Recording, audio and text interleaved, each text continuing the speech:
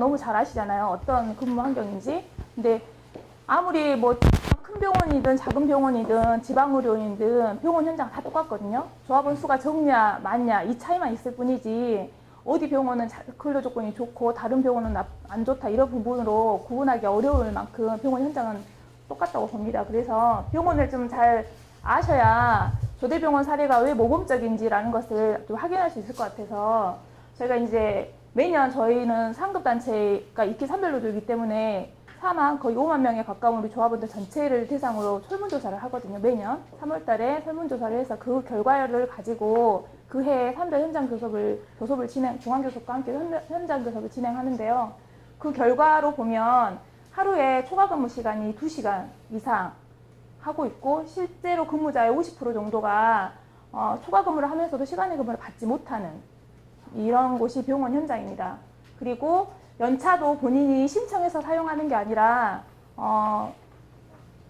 우리가 말하는 수간호사가 부서장이 연차를 강제로 근무표에 산입하면 그날이 연차가 되는 거예요. 그래서 그렇다고 하더라도 본인이 신청해서 쉬고 싶은 날 신청해서 오프를 신청해서 쉬는 날을 지정할 수 없는 구조인 거고 그렇기 때문에 당연히 시간의 근무도 많이 늘어나지만 본인이 쉬고 싶은 날 쉴 수 없다고 보니 항상 저희가 우리 간호사 조합원들 만나면 가장 하고 싶은 게 뭐냐 이러면 딱 이직하고 싶다고 하는 것이 가장 처음에 먼저 나오는 답이고요. 이직하기 위해서 병원을 다닌다 이렇게 할 만큼 좀 심각한 상황입니다.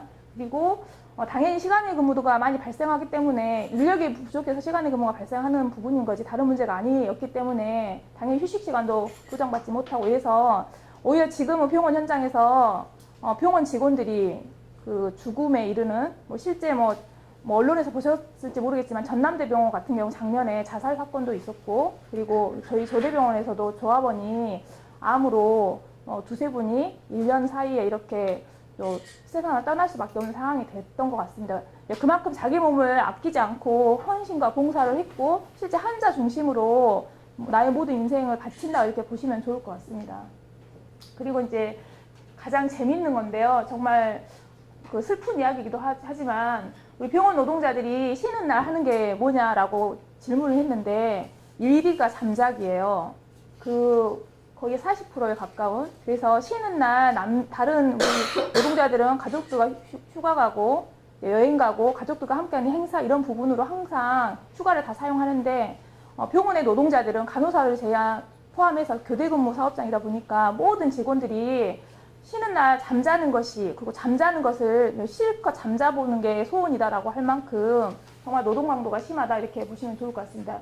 이거는 저희 병원 근무표거든요. 보시면 저희는 한 달 스케줄이 미리 부서장에 의해서 나옵니다. 그 한 달 스케줄을 본인의 그 근무 환경, 가정 환경이나 개인의 여건에 맞춰서 근무 스케줄을 짜는 게 아니라 연차별, 그 근속 연수별 따라서 환자한테 혹시 문제가 의료사고가 발생하면 안 되기 때문에 연차별 강제로 스케줄을 작성하면서 이렇게 작성을 하는데요. 나이트 오프 데이가 있고 그 다음에 이렇게 한 달 스케줄 나오면 그 한 달 스케줄이 나의 한 달 스케줄이 돼야 되는데 병원에 무슨 상황이 발생하면 수시로 스케줄이 바뀌는 근무표가 바뀌는 거고 심지어는 하루 전날 2시간 전에 3시간 전에 아침에 출근할 것을 오후에 나오라고 한다거나 밤에 나오라고 한다거나 이렇게 수시로 변화된 상황이 있고요. 이제 저희가 노동자에서 활발하게 활동하기 전에는 이렇게 하다 보면 주 40시간 주 40시간 사업장임에도 불구하고 주에 오프 2개가 안 나오거든요. 인력이 부족하다 보니까. 그래서 6일 근무하고 하루 쉬고 이렇게 대다수는 아니지만 50% 이상은 주에 오프 2개가 보장받지 못하는 인력이 워낙 부족해서 그러다 보니까 연차도 써야 되고 휴가도 가야 되고 또 주에 오프 2개가 안 나면 그걸 또 돈으로 시간의 수당으로 또 보상을 해줘야 되잖아. 그것을 줄이기 위해서 저희 병원이 어떤 그 꼼수를 부렸냐면 환자 수가 입원 환자 수에 비해 환자 수가 갑자기 긴급하게 퇴원하는 날 있잖아요. 금요일 날 퇴원이 많아지는 날이 있잖아요. 병원은 금요일 날 퇴원을 많이 시키고 토요일 날 또 병원을 운영하지 않기 때문에 그래서 대입번, 낮번 근무자 시간에 오전에 퇴원 환자가 한 20명, 10명, 15명 정도 퇴원을 하게 되면 퇴원 환자가 많으면 이브닝 때 오후 출근하는 번 간호사를 줄이는 거예요. 그래서 원래 5명이 근무를 해야 되는데 환자 수가 퇴원 환자 수가 늘었기 때문에 입원을 안 할 것이다라고 판단해서 그 순간에 환자 수를 보고 응급오프를 주는 겁니다. 그러면 그 응급오프가 연차로 둔갑하거나 아니면 주요 오프 2개 중에 하나로 둔갑하거나 이렇게 하면서 정말 근무표가 엄청나게 문제가 많았죠. 그래서 이런 것 때문에 사실은 이직을 꿈꿀 수밖에 없는 것이 병원이었습니다. 뭐 일산병원은 이런 일 없죠? 비슷합니다. 아, 그런가요? 네. 그래서 저희가 이제 그런 것을 막았던 최근에 1, 2년 사이에 응급오프 이렇게 환자 수가 감소한다고 갑자기 특히 간호사를 쉬게 하는 부분을 저희가 막았고 이제는 노사가 합의돼서 불법 행위로 저희가 인지시키면서 지금은 전혀 없어졌던 거고요. 조대병원 같은 경우는 유니온샵입니다. 사립대 병원이면서도 유니온샵이고 지금은 유니온샵으로 합의하기가 어렵잖아요. 근데 저희는 입사함과 동시에 자동 조합원이 되는 거고 직책을 달면 부서장이나 직책을 달면 특히 이제 수간호사 이상은 비조합원으로 자동 탈퇴가 되는 사업장이다 보니까 병원의 직원들이 입사하면서 내가 노동조합 조합원이라는 걸 전혀 인지하지 못한 상태에서 5년, 10년, 20년 이렇게 보내는 거예요. 저도 또한 병원에 입사하고 10년 만에 조합원 하류 교육을 알았고 실제 10년이 되면서 내가 노동조합 조합원이었구나라고 알 만큼 선배들도 아니면 사측에서도 노동조합은 일반 직원이 가면 안 되는 거, 그리고 선배들도 노동조합과 가까이 하면 안 된다. 미스라면 내 찍히고 승진도 안 된다. 이런 이야기를 신규 때부터 많이 들었던 것 같아요. 그래서 우리 것이라고 생각하지 해보지 않았어요. 노동조합은 그냥 사측의 한 부서라고 생각했었어요. 저 또한 이제 그랬던 부분이 이제 바뀌기 시작된 건 이제 저 전에 지부장님이 민주노조를 좀 만들어 보겠다고 이제 활동하시면서 전체 조합원들한테 노동조합이 무엇인지 알리기도 하고 조합원 하류 교육을 통해서 교육도 하면서 이제 그때부터 이제 조대병원에 노동조합이 있고 그 노동조합의 주인이 조합원이다라는 것을 알게 됐던 과정이 있었고요. 저희는 이제 지금 현재 904명의 조합원이 있었고 이제 만들어졌고요. 전임자가 3명으로 타임오프 때문에 3명으로 활동하고 있고 조합원 60%가 간호사고요. 40%가 비간호사고 대신 교대근무는 간호사만 교대근무를 하는 게 아니라 다른 직종도 교대근무를 하기 때문에 거의 78%, 80%가 다 교대근무를 하고 있는 부서입니다. 그 전에 2014년부터 조대병원 좀 변화가 있었는데 2014년 이전에는 노동조합 활동이 단순히 임금 인상과 함께 근로조건 단협행 개정하는 정도로만 항상 사업을 했었고요. 그래서 뭐 정치투쟁이든 상경투쟁이든 지역투쟁은 전임자가 간 것만으로도 우리 임무는 다 했다 이렇게 판단했던 사업장이고 이러다 보니까 당연히 뭐 노동자의 핵심이 정치세력화라는 이런 부분에 관련해서는 법과 제도가 바뀌어야 우리의 삶이 달라진다라고 하는 것에 대한 어떤 인식도 없었던 사업장 중에 하나였습니다. 그랬던 노동조합이 2014년에 이제 그러니까 박근혜 대통령이 취임하면서 딱 1년이 되는 해가 1년이 되는 날이 2014년 2월 25일이었던 것 같아요. 그때 이제 민주노총의 상급단체의 민주노총 강주랑 전남의 민주노총은 좀 강성이라는 소문이 다 있잖아요. 저희 지역에서도 저희 병원에서도 민주노총 상급단체 이런 부분에 관해서 엄청난 압박을 많이 받거든요. 우리는 조대병원 조합원이 900명인데 900명이 아니라 민주노총 조합원 토탈하면 몇 명 되는 줄 아니냐 이렇게 하면서 민주노총이나 상급단체에서 병원에 들어오는 것을 많이 두려워했고 그런 것에 압박이 있었기 때문에 그 사측이 좀 더 우리들의 편을 좀 더 쉽게 들어줬던 부분도 있었던 것 같습니다. 그래서 민주노총으로 제안을 할 때 2014년도에 박근혜 취임하고 1년이 됐는데 이대로 우리가 그냥 받아들일 거냐, 우리의 목소리 한번 내봐야 되는 거 아니야 하면서 정치 파업을 제안을 했었고 중앙민주노총에서 제안을 했던 거고 지역에서 받을 때는 이제 저희 같은 경우는 한 번도 정치 파업이나 이런 걸 해보지도 않았고 지부 파업도 해보지 않았던 그리고 전임자 외에는 연대든 상경이든 이런 걸 한 번도 해보지 않았던 사업장에 2월 25일 날 국민 파업을 함께 해보자라고 제안을 받았을 때는 그냥 우리 조대병원 알면서 왜 그런 제안을 하시는 거냐 그냥 한쪽 귀로 듣고 한쪽 귀로 흘려버리는 상황이 만들어졌고 이제 그러는 과정 중에 저희도 또 교육 사업이 좀 있었습니다. 그래서 전임자들 사이에 좀 함께 고민하면서 만들었던 게 뭐였냐면 우리도 한번 도전은 한번 해보자. 좀 뭔가 새로운 변화가 있지 않겠니? 이대로는 조대병원이 노동조합이 과연 계속 지속될 것이냐 이런 것에 대한 고민이 있으면서 전임자들 먼저 논의하고 간부들과 같이 교육하면서 우리도 한번 해보자라고 하는 것에 대한 그 생각의 전환이 있었고, 그걸 하기 위해서 우리 먼저 교육을 하고 회의하고, 회의에서 결정된 사항을 현장에 조합원들한테 현장 순회하고 간담회 하면서 알려내기 시작했고요. 그래서 2월 25일 날 총파업을 총파업을 한번 해보자라고 제안은 2월 초에 10일에서 15일경에 받았던 것 같은데, 일주일 만에 정치 파업을 할 수 있겠냐라고 하는 것에 대한 의문을 던지긴 했는데, 일단 우리도 한번 도전을 해보자라고 하면서 거의 매일 이 데이브 나이트 순회를 하면서 조직을 했고, 결과적으로 이제 하면서 한 번도 참여하지 않았기 때문에 우리가 밥상을 다 차려줘야 되지 않겠냐라고 해서 저희가 조대병원에서 그때 그 집회 장소가 강주역이었거든요. 거리상으로는 한 20분, 15분 정도밖에 걸리지 않는 거리인데도 불구하고 버스 타고 아니면 택시 타고 우리 조합원이 거기에 오겠냐라고 생각하면서 우리가 밥상을 차려주자 이렇게 해서 저희가 버스도 다 대절하고 병원 주차장에 버스 2대를 딱 대절하고 우리가 버스 2대만큼은 한번 조직해보자 이렇게 하고 버스를 딱 대여하고 조직사업하고 교육사업하고 버스에서 우리 조합원을 기다렸는데, 집결 시간에 분명히 공지하고 그 주차장에 앞에 차와 함께 기다리고 있는데 참여하는 조합원이 1명, 2명, 3명 이렇게 온 거예요. 그러면서 이제 우리가 들었던 생각, 우리는 뭘 해도 안 되는구나. 미쳤지. 우리가 무슨 정치 파업 하겠다고 이렇게 20번, 30번 이렇게 부서별 간다면 현장순 했을까. 그래, 우리는 이번 기회에 이제 앞으로는 정치 파업 하지 말고 그냥 인단을만 다른 재판과 똑같이 진행해보자. 이렇게 좀 비관적으로 판단하고, 사실 버스 한 대는 시간차를 두고 늦게 출발시켰고 버스 한 대를 먼저 타고 갔는데 거기 버스 안에 45인승 차에 10명밖에 타지 않고 출발을 했어요. 가면서 비관하고 비판하고 아무튼 조합원 탓하고 이러면서 딱 그 광주역에 딱 도착했는데, 이제 그때부터 이제 이제 놀라기 시작한 거죠.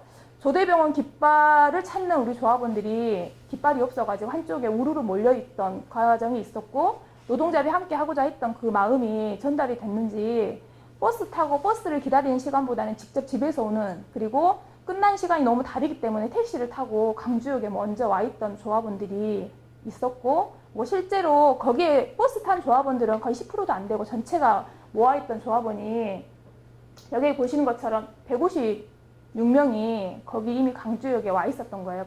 100명이 넘은 숫자가 자발적으로 버스 타고 택시 타고 팀 꾸려서 그렇게 강주역에 나와 있었고, 실제 이제 그걸 보면서 이제 우리 스스로를 반성하는 계기가 됐죠. 조합원 믿지 못하고 의심하면서 조직했던 우리 스스로를 좀 반성하기도 하고, 조합원 믿음은 뭔지, 조합원과 함께 한다는 그 믿음만 있으면 우리도 할 수 있다, 이런 좀 자신감을 갖던 배경이 됐고요. 이제 그 2월 25일 날 총파업 이후에 저희가 임단혁 투쟁이 바로 연속이 됐었는데, 7월 달에 중앙에서 의료민영화 저지 투쟁을 하자 이렇게 하면서 의료민영화 저지를 가지고 파업하자라고 하는 제안이 있었고, 그걸 산별 단위에서 결의가 됐던 상황인데, 실제로 1박 2일 상경 총파업을 했던 지부에 유일하게 파업으로 갔던 지부는 조대병원 지부밖에 없었어요.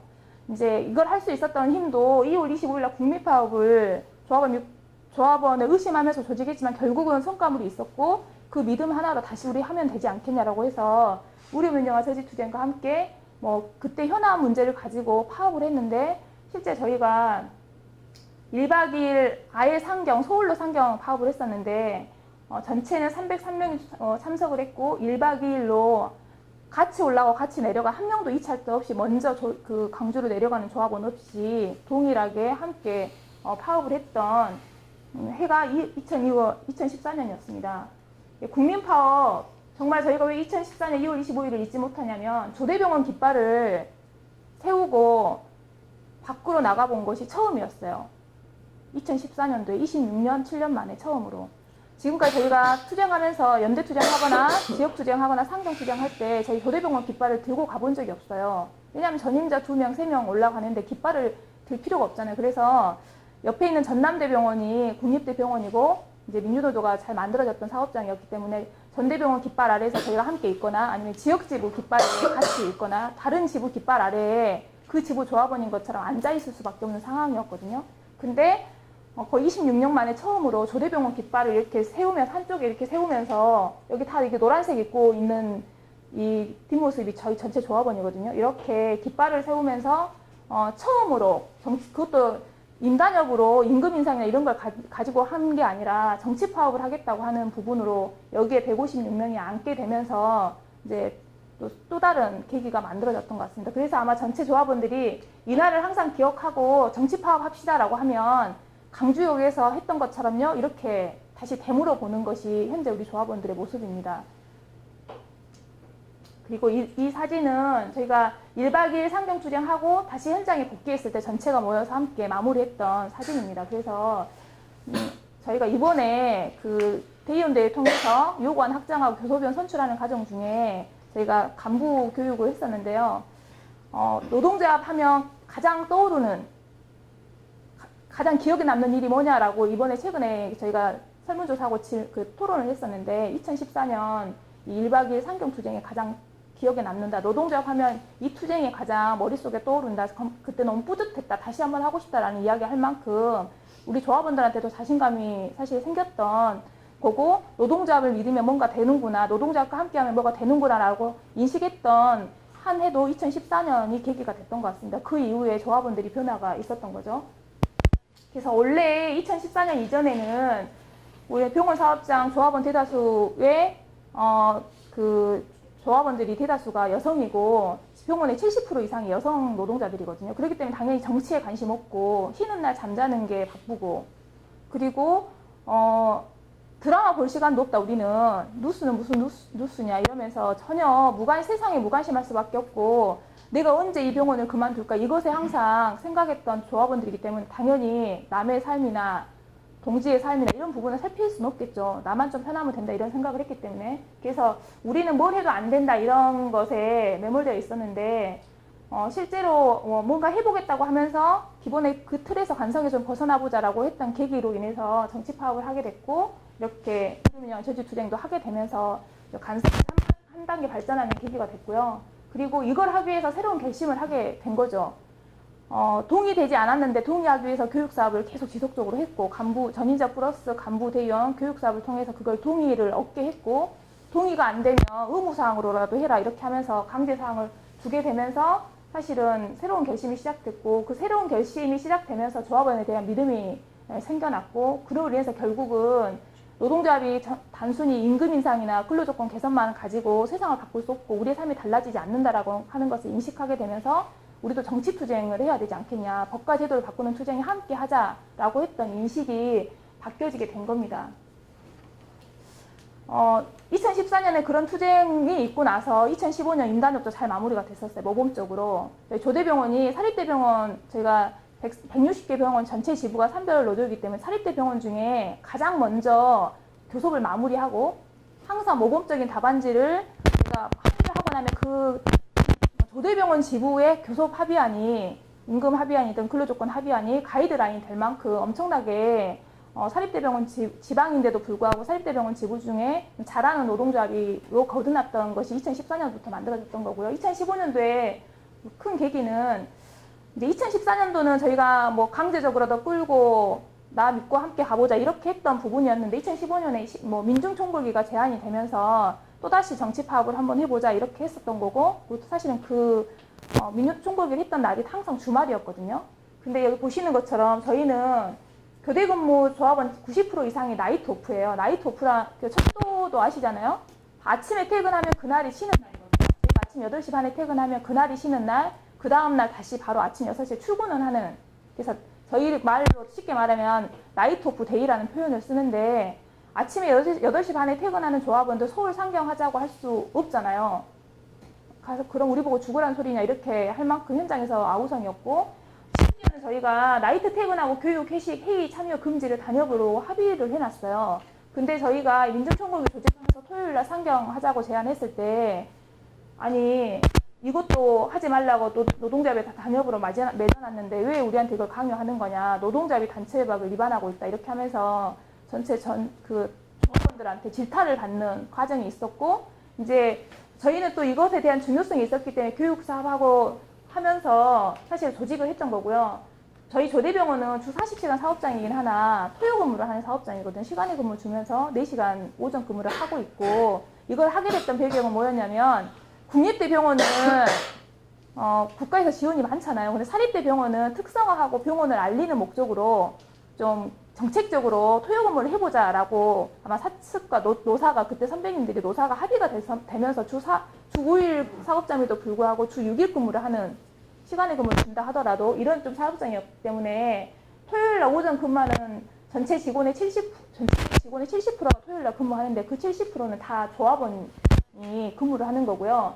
당연히 쉬는 30%는 다 비조합원이겠죠. 간부나 직책을 가진 부서장들이 쉬는 날이겠죠. 그래서 결국은 어떤 상황을 보더라도 민중총국이나 조대병원 조합원들은 참여할 수 없는 구조였어요. 그럼에도 불구하고 이 민중총국이 뜻이 무엇인지를 정확하게 인식시키고 이걸 가지고 다시 한번 정치 사업을 한번 해보자라고 제안이 되면서 저희가 이때 11월달 민중총국을 조직하면서 기존에 인단협 할 때보다 더 많은 공을 들였고 야간 순회, 현장 순회, 간담회 이것을 더 사실은 정말 더 많이 했고요. 이걸 조직하면서 실마다 찾아가는 티타임 간담회를 진행했었어요. 예전에 저희가 교섭할 때는 점심시간에 교섭할 때 유관 마련하거나 부서별 간담회 할 때 식사 시간에 유관 마련하겠다고 조합원들을 모아서 간담회를 했거든요. 근데 하다 보니 밥만 먹으러 오는 조합원이 대다수였어요. 밥 먹고 가버리는 거예요. 유관 그 간담회 해야 되고 현안 문제를 들어야 되는데 밥은 뭐 주나요? 저희가 간담회 합시다라고 하면 오늘 점심은 뭐 주나요? 그 음식 종류에 궁금해하지 오늘 왜 그 부서별 간담회 하는지에 관련해서 전혀 질문이 없었거든요. 몇 년 동안 그렇게 진행하면서. 그래서 저희가 형식과 틀을 깨보면서 간담회를 좀 해보자. 직접 참여하고 본인들 의견을 들어보는 간담회를 좀 해보자라고 하면서 식사 시간에 간담회를 하는 게 아니라 저희가 다 알잖아요. 어디 부서는 언제 시간이 가장 바쁘고 어디 부서는 언제 시간이 좀 한가한지를 알기 때문에 부서마다 그 시간에 맞춰서 저희가 찾아가는 간담회를 하게 된 거예요. 2015년 이 11월 달 민중총국을 조직하면서. 그러면서 이전에는 부서별 간담회 조합원만 모아놓고 간담회했던 것을 이거는 어찌됐든 뭐 정치 사업인 거잖아요. 전체 국민들과 함께 할 수 있는 민중총국이었기 때문에 우리가 말하는 비조합원 부서장들까지 다 포함해가지고 왜 우리 민중총국을 하려고 하는지 왜 우리가 지지받는 투쟁을 해야 되는지 관련해서 같이 교육했고 그리고 이제 대병원이 비정규직 어차피 비정규직 선생님들도 계셨기 때문에 비정규직 선생님이나 인턴 선생님들 이런 분들까지 다 포함해서 부서에 조합원, 비조합원 구분 없이 부서 전체 직원을 대상으로 교육을 했고 그러면서 저희가 우리 병원에 80개가 넘는 실이 있구나라는 걸 처음 알게 된 거죠. 그래서 이걸 조직하면서 엄청난 노력을 했고 이걸 하기 위해서라도 정말로 우리가 현장 순회, 야간 순회 거의 매일매일 하다시피 진행하면서 조직을 했었는데요. 결과물이 중요하잖아요. 저희는 또 노동조합으로 하면 또 결과가 중요시 되잖아요. 결과를 보고 사실은 사고를 평가하는 나쁜 습관이 우리한테 있잖아요. 이제 그러면서 우리가 했던 게 교육하면서 조직하고 우리가 당위성 설명하고 했더니 부서에서 결의를 하게 된 거예요. 나이트 오픈대에 가겠다고 했던. 그래서 저희가 그 파업에 나오면 이 사람이 참가할 건지 안 할 건지 OX를 치잖아요. 이 사람은 100% 참석, 이 사람은 세모, 이 사람은 X 이렇게 하면서 조직을 했었는데 민중총국을 그렇게 조직했었거든요. 그러면서 모든 전체 조합원을 다 한 번씩 이상을 만나면서 이 사람 O, 이 사람 X, 이 사람 세모 이렇게 하면서 세모는 O가 될 수 있도록 이렇게 하면서 좀 만들었던 과정이 있었고 그러면서 간담회하면서 결정했던 것이 나이트 오픈인 사람은 가보자. 그리고 그날 그 교대 근무자들은 토요일, 일요일 쉬는 날이 아니거든요. 대체 휴일이 있기 때문에. 그래서 그날 연차를 쓸 수 있는 부서에 연차를 쓰고 또 오전 근무를 해야 되는 선생님들은 다른 선생님들한테 그 오전 근무를 넘겨주고 못 가는 선생님한테 오후 일정 때문에 못 가는 선생님들한테 넘겨주고 그분들이 중심으로 이렇게 가보자라고 결정이 됐고 교육하는 과정 중에 상경하지 못하는 조합원들 자체적으로 그러면 이 상경을 조직하는 선전전에 참여해보자. 안 간 사람은 그리고 뭐 또 못 간 사람은 SNS 그때 홍보 담당을 중앙에서 지침이 내려와가지고 민중총국에 대해서 홍보를 직접 담당하면서 부서에서 역할 분담을 하게 된 거예요. 여기 이 부서에 몇 명은 서울 상경, 몇 명은 중식 선전전에 참여, 몇 명은 SNS 담당 이렇게 하면서 부서마다 역할 분담하면서 전체가 뭔가 하려고 하는 이런 부분이 보였던 것 같습니다. 근데 이제 결과로 보면 저희가 120명 목표를 세우고 그냥 그래서 이 120명을 뭐 목표를 세워서 조직해보자라고 해서 간 숫자는 68명이었거든요. 목표를 달성하지 못한 거예요. 엄청난 노력과 함께 공을 들였음에도 불구하고 임단협 시기보다 더 많은 공을 들였는데 결과물로 보면 68명밖에 참석을 못한 거예요. 가면서 또 후회를 하게 된 거죠. 우린 또 뭘 해도 안 되구나. 이런 거 가지고 또 이렇게 임단협보다 더 열심히 했는데 결과물이 이게 뭐냐 이렇게 하면서 좀 비관적인 상황으로 갔었고, 이제 이 숫자가 조직될 때 제가 다 일일이 만나서 이분은 O냐 X냐 C냐 찾기 때문에 어떤 사유로 참석을 못하고 어떤 사유로 가게 됐는지 제가 다 알게 된 거예요. 저 조직했던 전임자들 대다수 이제 거의 지부장이 조직을 담당하잖아요. 100%. 네, 그러면서 참가하고 내려온 조합원들한테 이제 감사 문자를 제가 개별적으로, 단체 문자가 아닌 참석하신 조합원들한테 단체 문자가 아닌 개별 문자로, 개별의 상황을 제가 다 알았기 때문에 개별 문자를 보내고, 그리고 이제 그 다음날 아침에 6시에 출근하는 우리 조합원들, 그날 저희 강주였기 때문에 새벽 2시, 3시에 도착했거든요. 근데도 아침 6시에 출근해야 되는 조합원이 있었잖아요. 그럼에도 불구하고 참석했기 때문에 아침 출근하는 조합원들 출근 시간에 제가 같이 출근해서 직접 만나서 감사 인사하고 이후에 어떻게 할 것이다, 또 2차 민주총국이 있다, 함께 해주라 이렇게 하면서 목표를 달성하지 못했지만 참석했던 조합원들한테 감사 문자나 인사를 하게 되면서 이제 이러면서 좀 사실 신뢰도가 더 심어졌다는 평가가 있었습니다. 이렇게 하는 과정이 있었고, 이제 이걸 가지고 사실 저희가 이걸 하는 과정 중에 저희가 이제 사업을 하고 나면 집행 간부가 평가를 하잖아요. 사업을 잘했는지 못했는지 평가하는 과정 중에 저희가 엄청난 비관적으로 평가를 했어요. 자체적으로. 그래서 우리는 뭘 해도 안 되고 앞으로 이것을 사업을 할 거냐 말 거냐 이런 평가를 하게 되면서 했던 이야기를 자꾸 저 스스로도 비관적이었고 목표를 달성하지 못했다는 그 이유 하나만으로 사업이 실패했다 이렇게 평가를 했었는데, 어떤 한 간부가 딱 그 비수를 꽂았죠.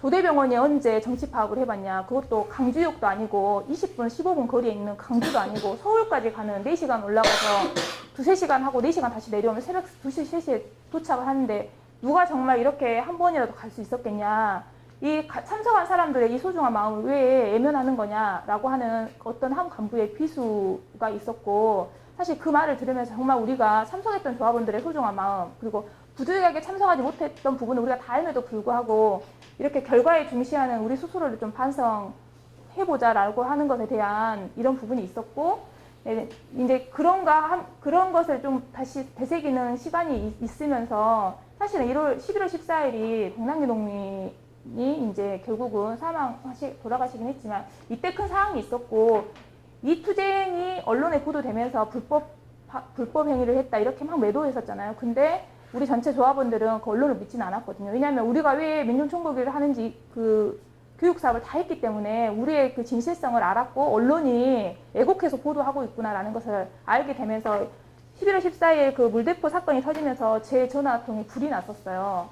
왜냐면 우리가 올라간 줄 알고 조합원 몇 명이 가는 줄 알았던 우리 조합원들이 괜찮냐, 무슨 사건 없냐, 뭐 소화기가 버스가 막 난동이 되고 이런 거 있잖아요. 그런 장면만 보여줬기 때문에. 그래서 함께 갔어야 돼, 미안하다, 더 많이 가가지고 지지해줬어야 했는데 너무 안타깝다 하면서 무사히 잘 내려가라고 하는 걱정하는 문자가 엄청나게 세도됐고, 갔다 온 우리들한테 자랑스럽게 느끼는 조합원들이 많아진 거죠.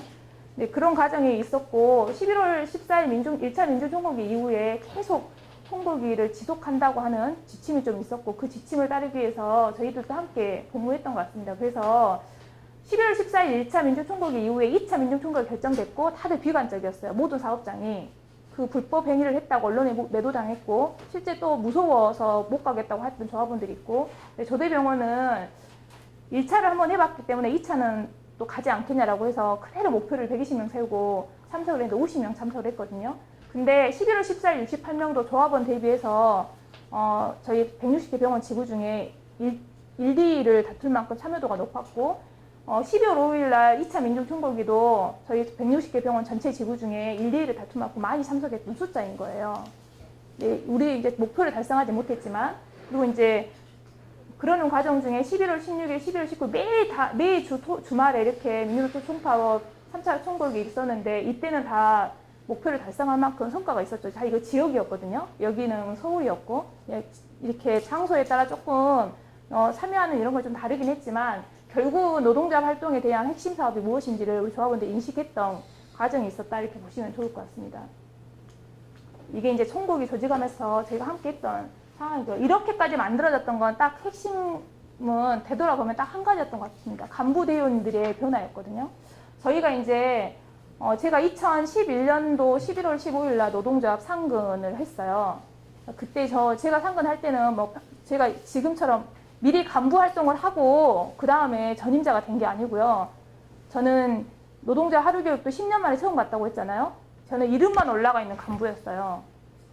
그러니까 제가 어떤 직책을 가지고 간부의 이름이 올라가 있는지도 모를 만큼 간부 하나 맡아주라 하니까 그냥 저 회의도 참석 못하고 아무것도 못하는데 이렇게 했는데 그때 지부장님이 이름만 올라가면 된다 이렇게 했었어요. 간부 채우기가 어려우니. 그래서 정말 이름만 올라갔고 한 번도 회의에 가보지도 않았고 한 번도 노동자 행사에 참여를 해보지 않았던 간부였거든요. 이름만 간부였거든요. 근데 조대병원이 집행 간부를 다 그런 식으로 꾸렸던 거예요. 결국은 전임자 2명이 그때만 해도 2명이었거든요. 조합원이 500명이 조금 넘었기 때문에 전임자 2명이 모든 것을 다 결정해서 집행하고 다 이런 구조, 조합원이 참여하지 않는 구조였고, 이래서 이제 제가 이름만 올라간 간부가 전임자를 할 수 있는 건 아니잖아요. 그래서 처음에 저한테 전 지부장님이 저를 전임자 할 수 있게 했던 그 지부장님이 사무실에서 그냥 전화 받고 서류 업무만 좀 도와주면 된다 이렇게 저한테 말을 했었어요. 단순히 이제 그것만 믿고 사실 활동을 시작했던 거였거든요. 그리고 이제 내가 임기가 2년밖에 안 되니 그때는 이제 2011년도 11월 달이었기 때문에 1년밖에 안 남은 집행부였거든요. 그래서 1년만 도와주면 된다고 하니까 그래요. 도와드려야죠. 이제 도와드려야죠 하는 과정도 사실 있었어요. 타임오프 전임자 3명을 따는 2011년도에 교섭이 있었는데 거기에 지금은 이제 몰랐는데 그때는 몰랐는데 저희가 핵심으로 생각하는 건 무조건 합의를 하잖아요. 그때 핵심 사업이 뭐였냐면 전임자 3명으로 타임오프를 6,000시간을 따는 게 그때 핵심 요구였었나 보더라고요. 근데 저는 그런 걸 몰랐기 때문에 이제 그때 제안을 그냥 했을 때 설마 이것이 합의가 되겠어? 이러면서 제 스스로도 이제 망언을 한 거죠. 따면 제가 올라갈게요. 이렇게 멘트를 한 거예요. 저도 모르게. 근데 이제 그것이 핵심 요구안이었던 것을 나중에 알았던 거죠. 지금 지부장 해보니까. 그래서 이제 거의 100일 동안 저를 쫓아다녔던 전 지부장의 요구에 의해서 사무실만 지키면 된다고 하는 그 멘트 때문에 제가 전임자를 결정을 했고, 전임자 하면서 봤던 것이 잘하는 지부를 자꾸 보게 된 거예요, 제가. 전남대병원은 이제 국립대병원이니까 다들 아시잖아요. 전남대병원 너무 잘하는 거예요. 간호사들도 많이 움직이고 근무 환경도 많이 달라지고 이런 과정이 있었고 왜 우리는 못할까라는 것에 대한 좀 약간 고민이 사실 있었어요. 우리도 하면 되지 않을까? 왜 우리가 전대병원보다 못하는 게 뭘까? 이렇게 하면서 잘하는 병원을 좀 따라해봤으면 좋겠다라고 하는 것에 대한 고민이 있었고, 제가 간호사 출신이거든요. 근데 간호사들은 집요함이 있어요. 뭔지 모르지만 아무튼 집요함이 있고 역할이 주어지면 나를 세서라도 하는 이런 습성이 있거든요. 그 습성이 결국은 조직에도 도움이 됐다고 보거든요.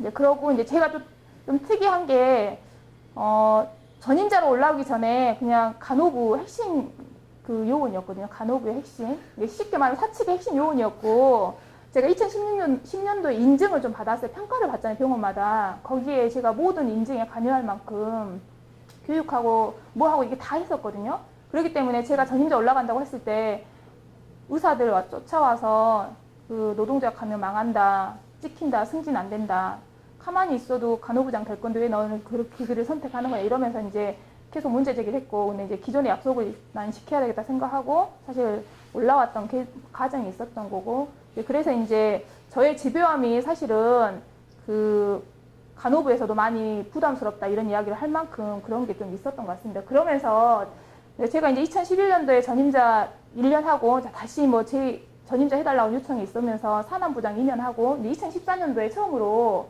제가 이제 사무장으로 선거로 이제 선출되는 과정이 있었고, 사무장이 딱 되면서 제가 또 보여지는 것이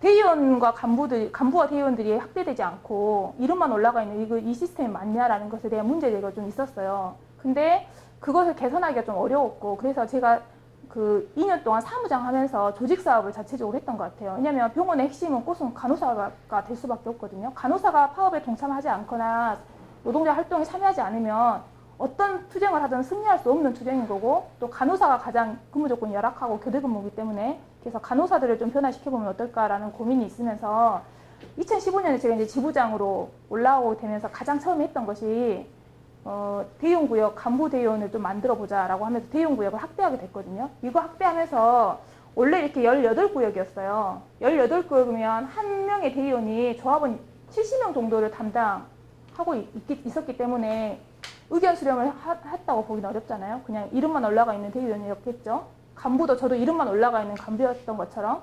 그래서 이렇게 해서는 노동자비 발전이 없겠다라고 생각해서 18구역에 있는 대의원 구역을 31구역으로 확대를 한 거예요.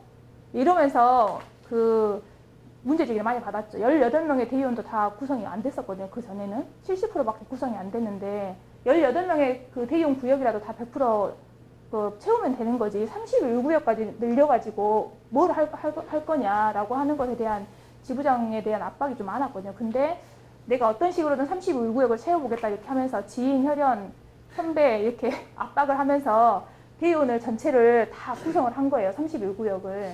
간부도 원래 뭐 70%밖에 구성 안 됐었는데 16명이 다 간부를 꾸리고 어찌됐든 강제로 다 저희가 이름 꾸려놓고 회의 나오게 하고 이러는 과정이 있었고 심지어는 대의원을 꾸릴 수 없는 병동은 사다리 타게 하라고 했거든요. 제가 주사위 돌리든 사다리 타든 해보라. 일단 누군가를 한번 해야 되지 않겠냐라고 했더니 진짜로 제비뽑기하는 병동도 있었고요.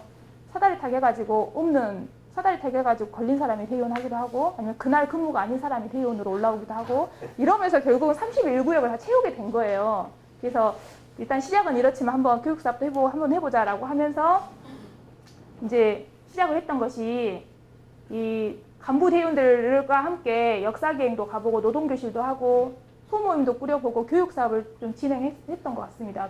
교육사업을 하는 과정 중에 이제 이렇게 변화가 된 거예요. 노동조합이 왜 투쟁하고 그리고 현장과 소통해야 되는 통로 역할이 간부 대의원이 한다는 것을 인식하게 됐고 심지어는 대의원의 필요성을 스스로 인지하게 되면서 옛날에 이렇게 사다리 타기 했던 제비뽑기하고 임의로 이렇게 없는 사람한테 이름 올려주고 이렇게 했던 것이 대의원이 없으면 손해본다라는 것을 부서에서 알게 된 거예요.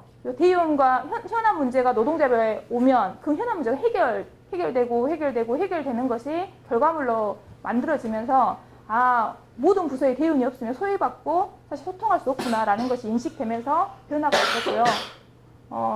이제 실제로 예전엔 전임자 위주로 활동을 했던 부분이 간부 대의원 역할로 확대되면서 예전에 전임자가 현장 순회했던 숫자는 똑같은데 조직은 더 잘 되는 거죠. 이렇게 이거 합시다 하고 우리가 기본적으로 현장 순회 돌고 나면 계속 조직 숫자가 올라오고 참여 숫자가 올라오는 그 내용을 안을 봤더니 요거였던 것 같아요.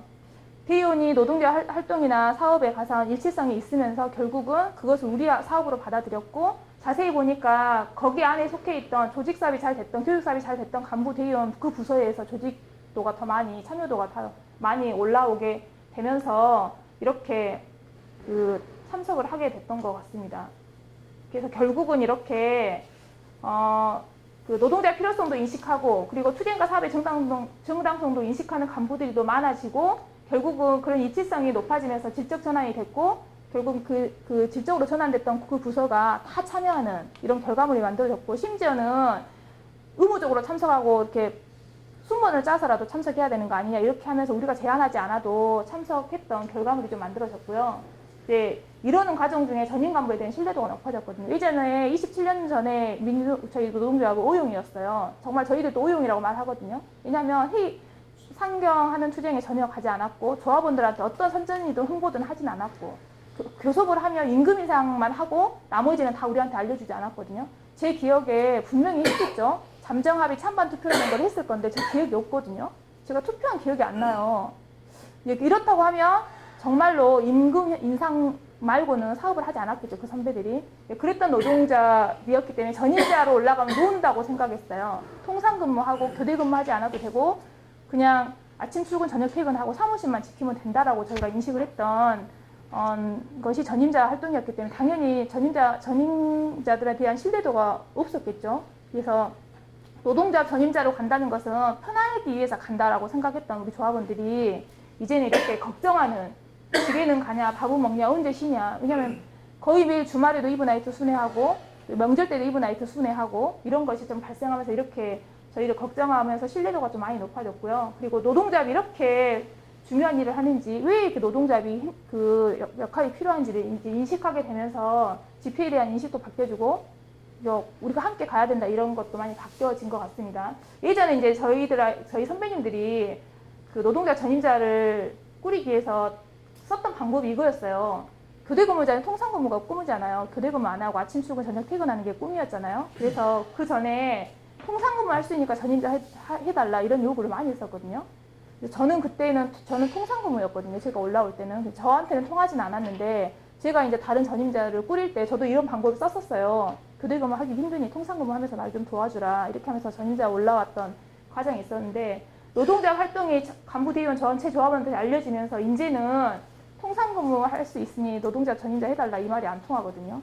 저는 차라리 여기서 시간에 근무를 하랍니다 이렇게 말하는 전체 조합원들이 이제 그만큼 노동조합이 어떤 역할을 해야 되는지, 노동조합이 잘 하지 않으면 결국 우리들의 삶이 달라지지 않는다는 것을 인식하게 되면서 부담감이 크다고 하더라고요. 전임자 하면 잘해야 되는데 내가 잘 못할 것 같으니까 못 가겠다 이런 이야기를 할 만큼 좋아진 것도 있긴 하지만 전임자 꾸리기가 너무 어렵고 간부들 꾸리기가 어려워진 것이 또 한편에 또 안타까운 해인 것 같긴 합니다. 그래서 결국은 간부도 늘어나고 대의원도 늘어나고 활동하는 이 숫자도 늘어나면서 노동조합에 방문하는 숫자가 많아졌어요. 예전에는 회의 때만 조합원들이 오고요, 간부들이 오고, 그 전에는 노동자 사무실 전임자들만 사는 곳이었거든요. 지금은 휴게 공간으로 노동자 사무실 와서 간담회하고 면담하고 장소 빌려달라고 해서 이야기도 하고, 문제 있으면 자주 올 수 있는, 특히 이제 교대 근무자들은 노동자 사무실을 올 수 없는 구조였거든요. 왜냐면 간호부 옆에 저희 노동자 사무실이 있어요. 그러니까 당연히 간호부의 눈치를 보기 때문에 노동자가 오면 안 되는 거잖아요. 부당노동 행위도 있을 수 있고 이런데, 지금은 오히려 교대 근무자들이 노동자가 당당하게 문 열고 들어오고, 문 잠겨져 있으면 왜 문 잠궈놨냐 이렇게 전화하면서 항의하는 조합원이 늘어날 만큼 노동자의 신뢰도가 많이 높아졌다 이렇게 보시면 좋을 것 같습니다.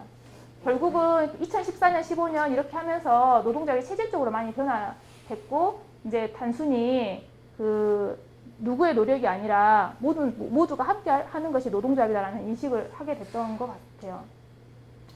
그래서 이제 못한다는 간성이나 금기가 깨지고 주인의식이 생겨났고, 노동조합은 결국 정치투쟁을 하지 않으면 안 되고 노동조합의 조직력이 가장 핵심이다라는 것에 대한 인식을 같이 했던 그런 해였던 것 같고요. 이제 작년에 이제 갑자기 조대병원이 모범 지부다라고 이야기했던 것 중에 하나가, 작년에 아마 그 투쟁의 결과물 때문에 더 지역이든 타 지역이든 사례 발표를 요구했던 것 같거든요. 저희가 이제 해년마다 새롭게 갱신했던 과정이 이렇게 모든 투쟁에 조합원들이 서울 상경 하더라도 이렇게 다른 지부보다 더 많은 조합원 수가 보면 모든 직종이 참여한 거에 한 직종에 한 명 이상은 참여해보자라고 하는 것에 대한 목표 달성을 했고, 그리고 민주노총 총궐기에 이렇게 부서에 한 명 이상 참석하기로 했던 걸 참석하게 되고, 이렇게 하게 되면서 결국은 자발적으로 참여하는 조직적으로 동원되는 숫자가 아니라 자발적으로 참여하는 과정이 많이 만들어졌고, 저희 조대병원은 예전에는 제가 사전에 민주노총당 당원님도 계시고 이렇게 들었긴 해요. 저희 예전에 민주노동자 시절에 전체 조합원의 당원이 20명도 좀 안 됐었거든요. 민주노동당 시절에 잘 나갔던 시절이잖아요. 그 통합진보당도 엄청 잘 나갔던 시절에 30명밖에 안 됐어요. 근데 저희 민주연합당 정치 세력화에 대한 이런 활동을 같이 하면서 민주연합당 당원 280명이거든요. CMS까지 그때 함께 하지 못했던 그 과정이 있어서 아직 CMS 납부까지는 좀 되진 않았지만, 이렇게 많이 노동자가 정치를 해야 되고 진보정당에 대한 가치나 이런 부분을 같이 공감했던 과정이 만들어졌고, 지금도 저희 조선대병원 안에 민주연합당 노동자당 현장위원회가 만들어졌고 활동도 하고 있고 분회 모임도 하고 있는 이런 것이 있습니다. 이게 저희 예전에 후보로 전남대병원 그 사무장님이 민주연합당 후보로 나가게 되면서 함께 현장 순회도 하고 정치사업을 같이 했던 거고요. 세입공제도 저희는 조합원의 한 50% 이상이 세입공제를 할 만큼 엄청난 모범이 또 있었습니다. 작년에 인단의 핵심 요구가 이거였거든요.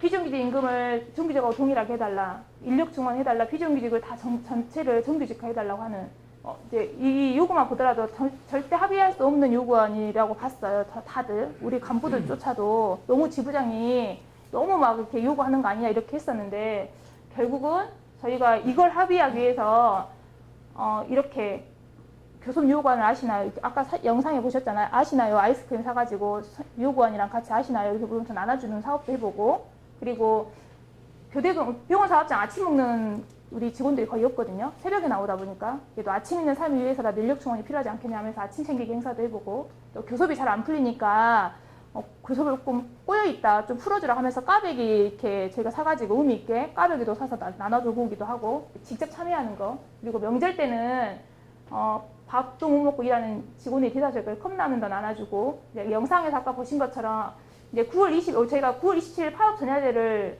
하겠다고 결정하고 9월 20일 날 첫 아침 선전전을 했는데, 원래는 한 100명 정도만 아침에 모여서 아침 선전전 해보자라고 처음에 초안을 그렇게 작성하고 그렇게 이제 조직을 했는데, 조직하는 과정 중에 왜 우리가 100명으로만 한정한 거냐라고 하는 의문이 생기면서 올 수 있는 조합원 전체를 다 모아보자.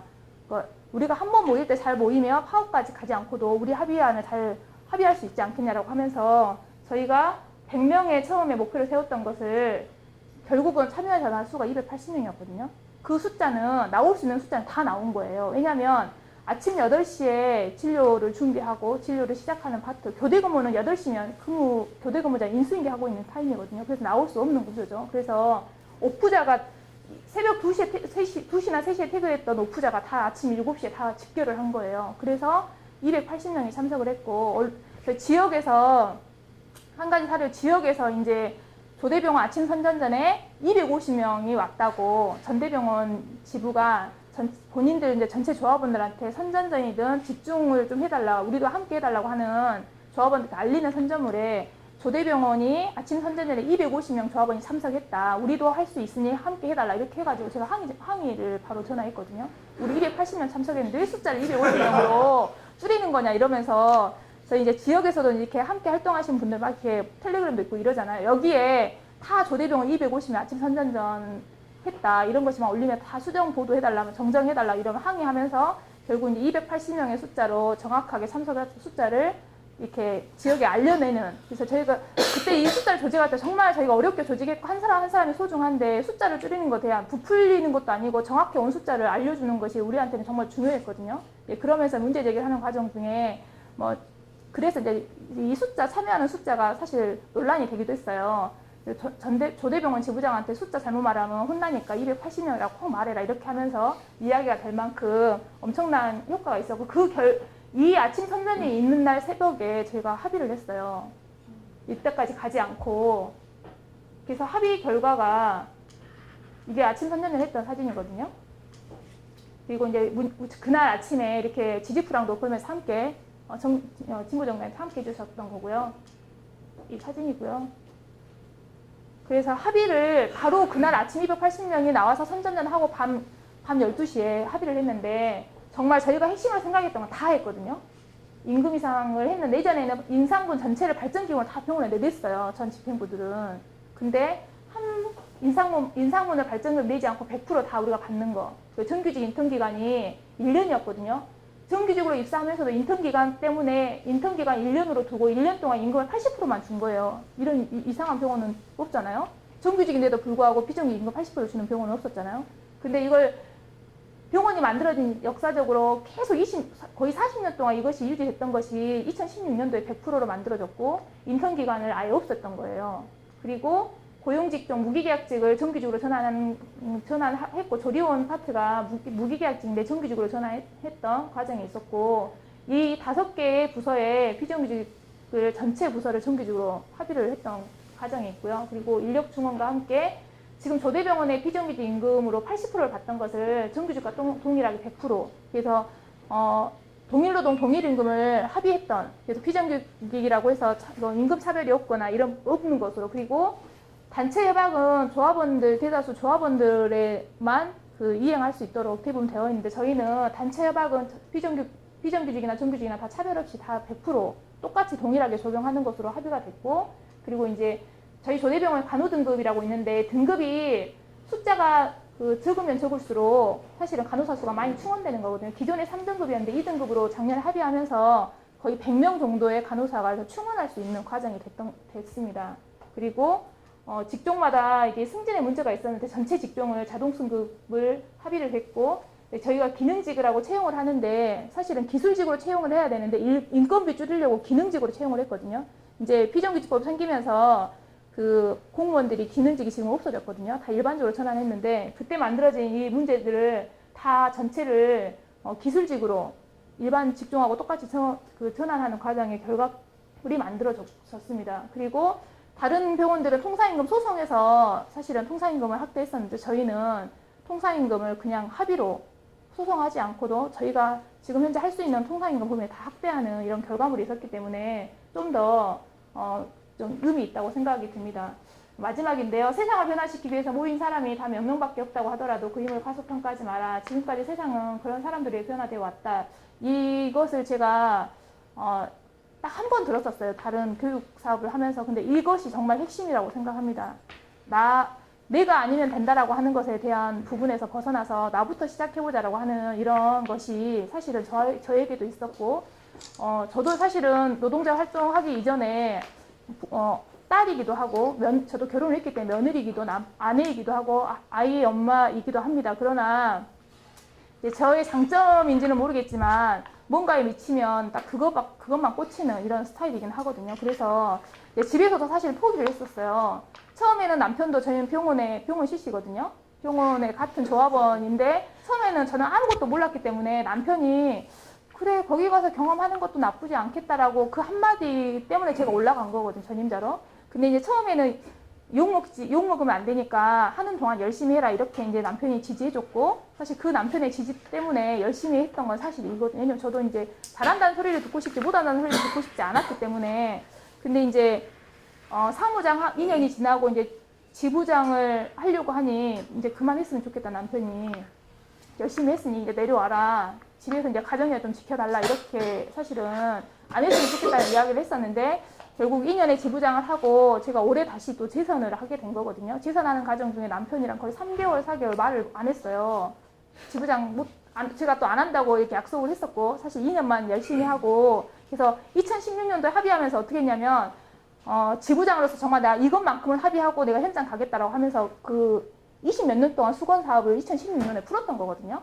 비정규직 문제 해결하고 정규직 차별 없애고 자동 승진 만들어내고 그래서 정말 나는 어느 누가 말을 하더라도 이게 최선을 다해서 역할을 했다라고 하는 것에 대한 스스로 만족을 하기 위해서 그 합의를 하고 재산하지 않고 다시 현장 가서 현장 간호사로서 열심히 하겠다라고 이제 다짐하고 사실은 그렇게 교섭을 진행했었는데 어찌됐지 하자 보니 결국은 다시 또 제가 재산하는 과정이 있었고 이제 그만큼 어떤 사업이 누군가 한 사람만 미치면 사실은 모든 것을 할 수 있다라는 것에 대한 좀 스스로 이런 것에 좀 느낌이 있었고요. 그리고 어디 지구를 보더라도 어떤 노동자를 보더라도 한 사람만 미치면 바뀌긴 하더라고요. 이제 그 미친 사람의 대상자 한 사람이 이제 우리 조대병원 안에서는 김혜경이기 때문에 가능했다라고 한 것처럼 사실 저도 그런 부분에 뭐 제가 뭐 이렇게 뭔가 또 뛰어나서 뭔가 한 게 아니라 책임감, 역할, 압박 이런 것이 사실 같이 공존했긴 했지만 집에서도 노동자 활동이나 이런 정치 활동이 다 필요한데 너만 아니었으면 되지 왜 꼭 네가 하려고 하는 거냐라고 하는 주위 사람들이 엄청 많이 있었거든요. 왜 네가 하냐 열심히 했으니 내려와라 이런 이야기 하면서 근데 이제 제가 스스로는 저 스스로도 나만 아니면 좋겠다라고 했던 그런 것에 대한 부분이 있긴 했었지만 어찌됐든 내가 열심히 하면 나를 보고 또 누군가가 또 열심히 하는 동기부여가 되지 않겠냐라는 좀 그런 고민이 있었고 저 또한 전대병원에 지부장님이 계세요. 이제 김미화 지부장님, 전 당당하게 김미화 지부장님 계시는데 거기도 간호사 출신이고 저랑 정말 상황이 똑같거든요. 저도 이제 시어머니랑 같이 살거든요. 시부모님이랑 같이 살고 이렇게 하는데 저의 롤 모델은 사실은 전대병원이었거든요. 전대병원을 따라가려고 하다 보니 결국은 조대병원이 성장을 했던 거예요. 그래서 잘하는 지부, 잘하는 모범 간부를 따라가면서 결국은 내가 변화가 있었기 때문에 저는 이제 그거 하면서 누군가가 나를 보고 또 나처럼 하려고 좀 노력하면 하는 그런 당사자가 좀 나도 스스로 돼봤으면 좋겠다라고 하는 그런 마음이 있었기 때문에 열심히 할 수 있었지 않았나라는 생각이 좀 들어서 여기 글에 있는 것처럼 정말 한 사람이라도 옳은 생각을 가지고 뭔가 해보겠다고 하는 결심이 있다고 하면 어떤 활동이든 조합원들이 믿고 함께 해줄 수 있다. 제가 그걸 스스로 느꼈기 때문에 자부하면서 그런 이야기를 당당하게 할 수 있다고 봅니다. 그래서 여기 계신 분 다 여기 글 속에 있는 주인공들이시라고 봅니다. 그래서 많은 지식이 있다고 해서 잘하는 게 아닌 것을 제가 스스로 느꼈기 때문에 열심히 하고 원칙 지킨다고 하면 지금보다 훨씬 더 좋은 조건을 만들 수 있다. 이런 부분 같이 좀 인식해 주시면서 이후에도 활동하는 현장에서, 투쟁 현장에서 같이 뵀으면 좋을 것 같습니다. 감사합니다.